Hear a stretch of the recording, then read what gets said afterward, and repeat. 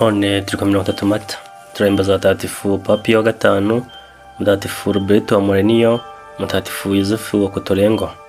Uriko nanjye Dani iyo ni Lumen TV. Reka turi ku mateka mutagatifu Pio wa gatanu Papa. Mbere yo kuba Papa yitwaga Michael Gisirieri, yavukiye muri ntara Lombardi mu Butaliyani. Akiri muto yiberaga iwabo akaragira amatungo, akaba ari umwana ujijutse kandi ushiritse ubuti. Ababyeyi bari imfura z'icyo gihugu, ariko bari baratindahajwe n'intambara z'urudaca zoraga muri icyo gihugu. Igihe kimwe rero abadominikani babiri bihitiraga muri iyo ntara ya Lombardi mu Butaliyani ku musozi umwe baruhuka, babonye akana karagiye intama baragahamagara. Aho kana n'uyu Michael nyine tuvuga. Nuko akana baraganira bimara umwanya, imisubizo ya Gisirieri n'ibibazo yabazaga birabatangaza rwose. Nuko bati mwe tujyane muri monasteri yacu tuzakwigisha. Uwo mwana ati niba mukomeje murako njye kubisabamo uruhushya ababyeyi banjye maze nze tugende. Ababyeyi bararumuha. Michael Gisirieri agera nabo bamonaki, ubwo mu ishuri yabaye umuhanga cyane n'umunyabwenge koko.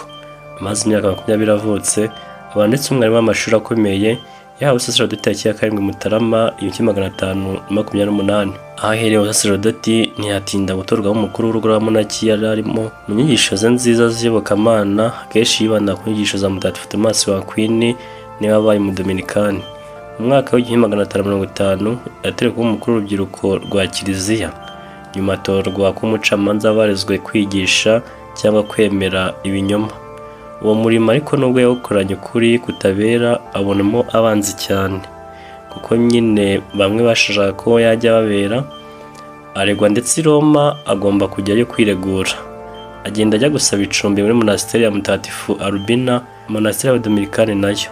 Padiri mukuru wayo amubonye yamubwira nabi, atuje i Roma kureba n'abakardinali bataremera kugutoraho papa, ko ari ukumusezerera kuko yabaga aciye urubanza arwitondeye atasabwaga imbabazi.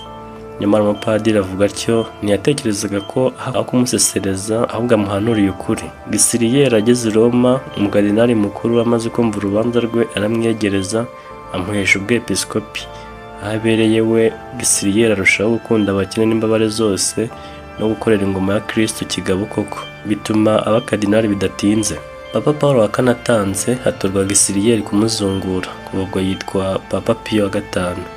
Hari ku itariki ya 7 Mutarama 1566. Mu gihe cyari afite abamufasha benshi babaye batagatifu, harimo Yohani w'umusaraba, Teresa wa Avila, Yohani w'ibitaro, Thomas Wiranova, Francisco wa Borgia, Aloyizi wa Gonzaga, Stanislas, Kostika na Karoli Borromeo.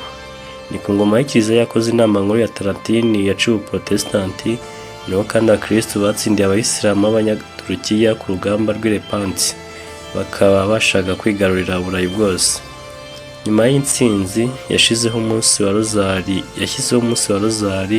uba ku munsi wa 7 Ukwakira. Tumwizihiza tariki ya 30 Mata. Mutagatifu Papa Pio wa gatanu udusabire. Dusoje twifuriza imbaza abatagatifu Papa Pio wa gatanu, Mutagatifu Roberto wa Morenio, Mutagatifu Yosefu wa Kotolengo kugira iminsi myiza, n'amushuti z'Imana bana Mariya mukomeze kugira umunsi mwiza.